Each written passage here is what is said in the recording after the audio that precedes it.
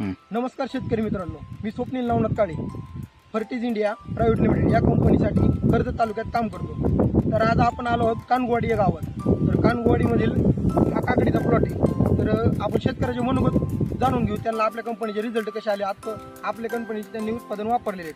तर नमस्ते, आपलं नाव सांगा। नमस्कार, माझे नाव माऊली बाळू कानगुडे, राहणार कानगुवाडी, तालुका कर्जत, जिल्हा अहमदनगर। Mobile number 9975540432।